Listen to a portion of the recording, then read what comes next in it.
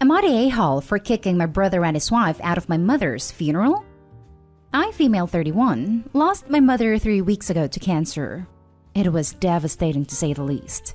I've already lost my dad and my older brother, and I was the only one to care for my mother, although I have a younger brother who now lives towns away with his wife and son. The issue started when my brother and his wife were struggling with rent.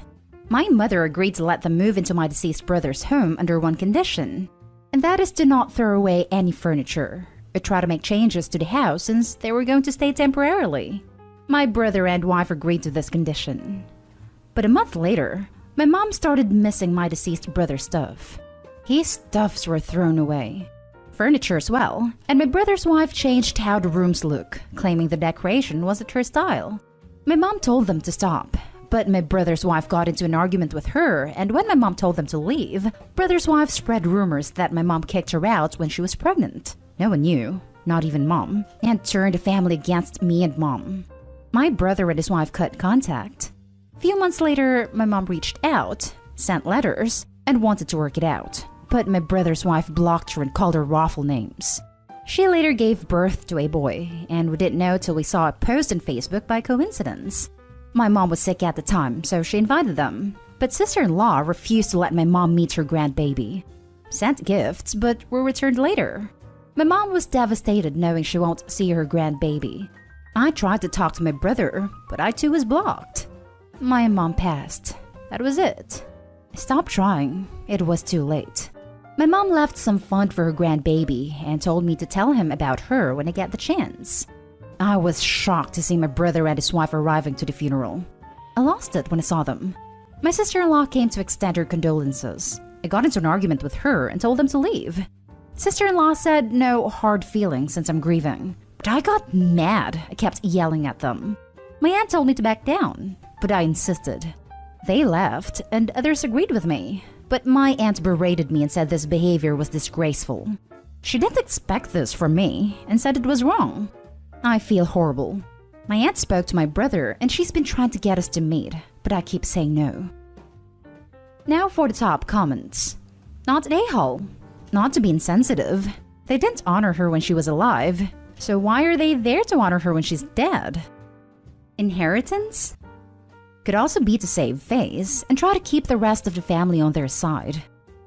Not an a-hole. OP, firstly, I am so sorry for what you are going through with losing your mom and having to deal with all this conflict. It is such a crappy position to be in. On the one hand, you have all your grief. Mom's passing, her cancer, and grieving the loss of your brother who is still alive. And the other is filled with your sister-in-law and brother hurting you even more.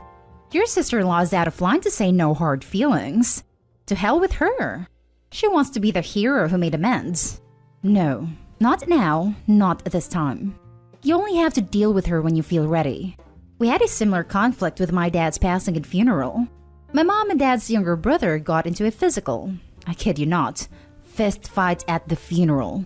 Opie, speaking from experience and a lot of hurt, please make your mental health a priority now. Take time to breathe after losing your mom. Don't allow people, like your sister-in-law, to manipulate you now to do things you don't want to. Your mom's passing is a separate issue from your sister-in-law and her made-up drama. Don't let them use "this is what mom would have wanted" as leverage to get what they want. They cannot speak on her behalf. All the best, Opie. If you need someone to process this with, you're more than welcome to reach out to me. I listen without judgment, as I've been where you are now. It's a horrible place. Not an a-hole. Your brother might be grieving, but he wasn't there for your mom while she was alive. It really hurt her and your family. Not an a-hole. I wouldn't be surprised if sister-in-law only came because she expected to get something.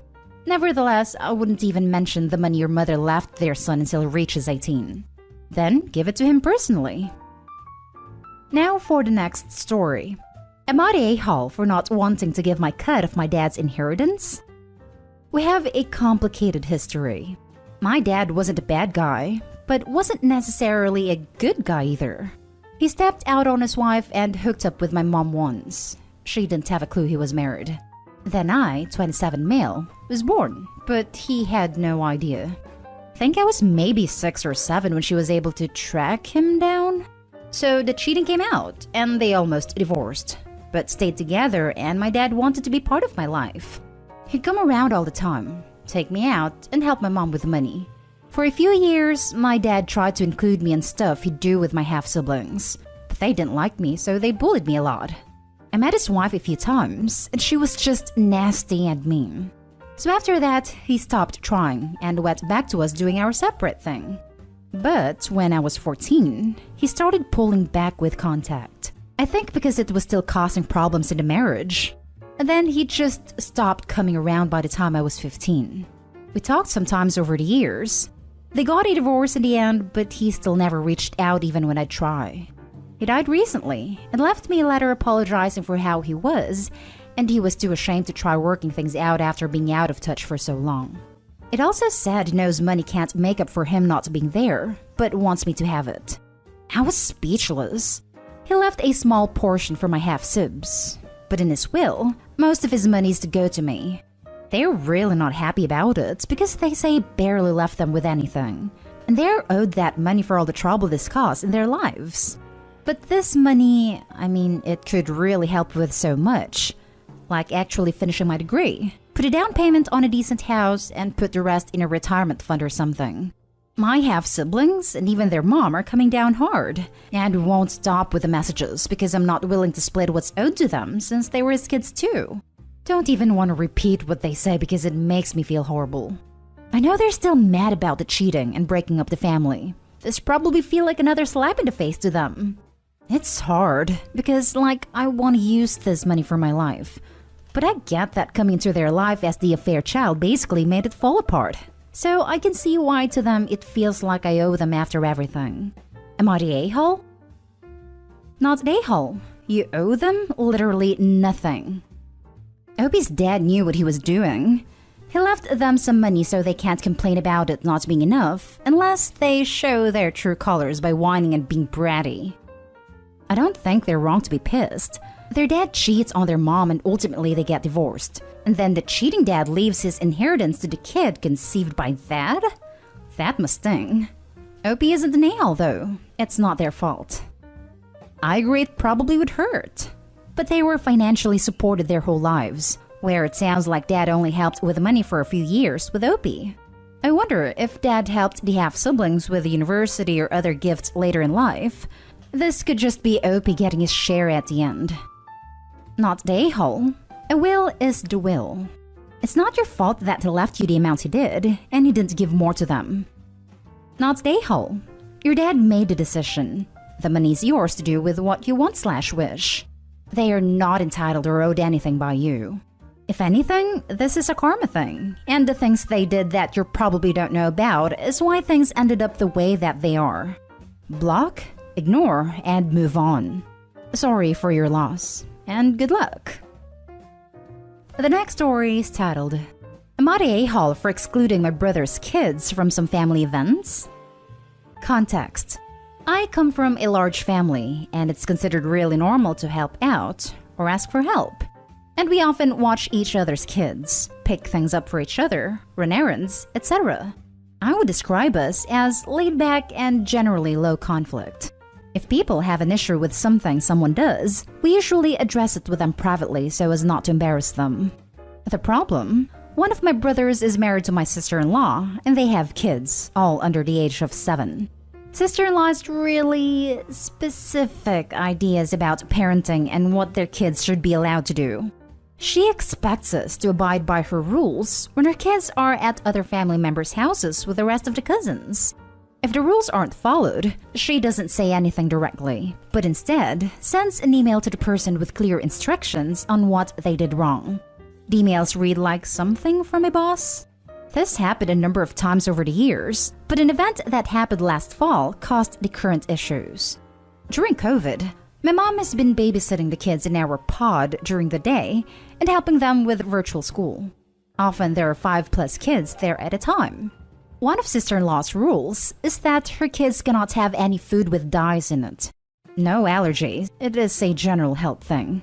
My mom forgot and gave one of her kids a popsicle during the day because everyone else was having one. The child was eating it when sister-in-law picked them up, And while she didn't say anything at the time, it was clear she was upset. My mom then received an email that began, "Per our recent discussion, it was my understanding that you understood that child cannot have food with dyes in it." It then contained bullet points suggesting how she could improve. My mother was really insulted. In addition, sister-in-law carbon copied my dad. He went to their house to speak with them, and sister-in-law apologized for her communication style, but pushed back on the dye thing and wanted an apology from my mom.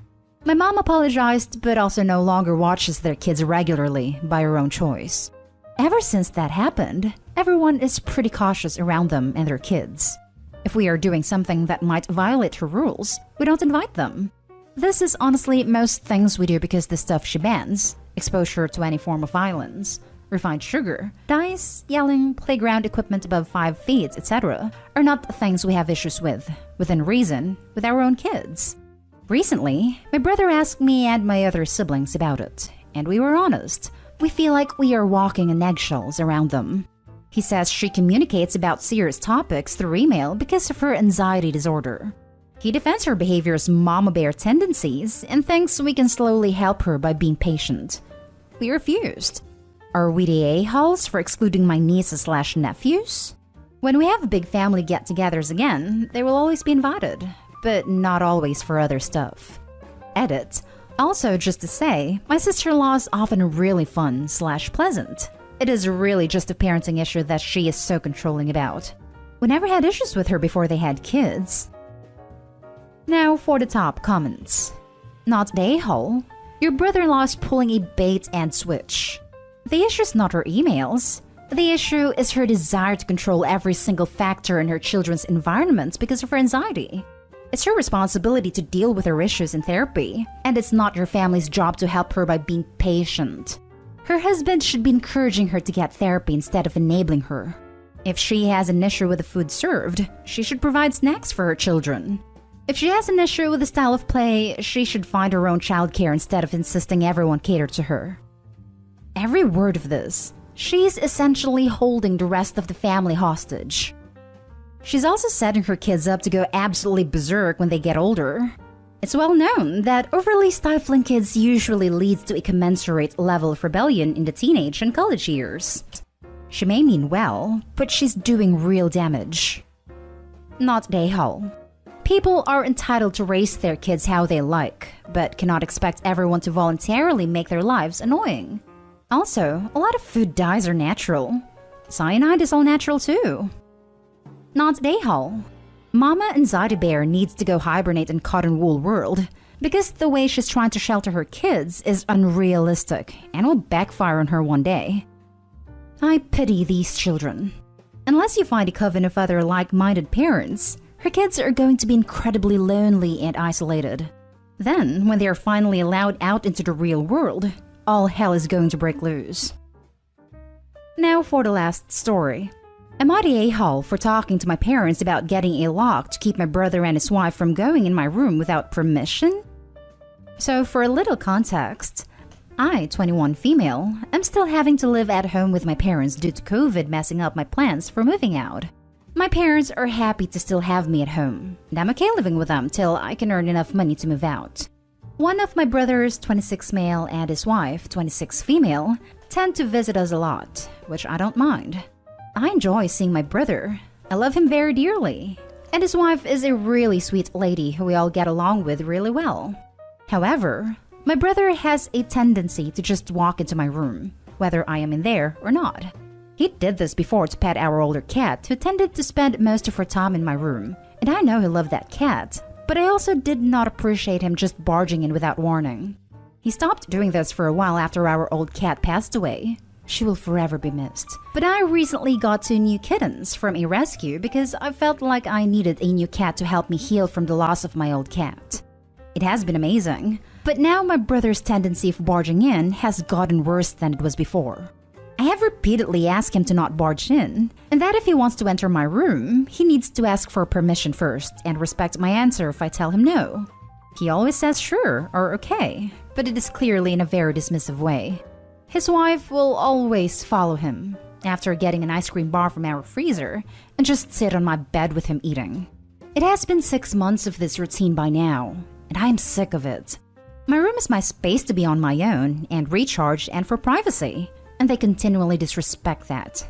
I got fed up this weekend when I was trying to get ready for a date with my boyfriend, and they just barged into my room to pet the kittens who were in there with me. I asked him to please leave and that I was trying to get ready, and he said that since I'm putting makeup on in the bathroom, why don't I just change in there too? And that he wants to pet the kittens.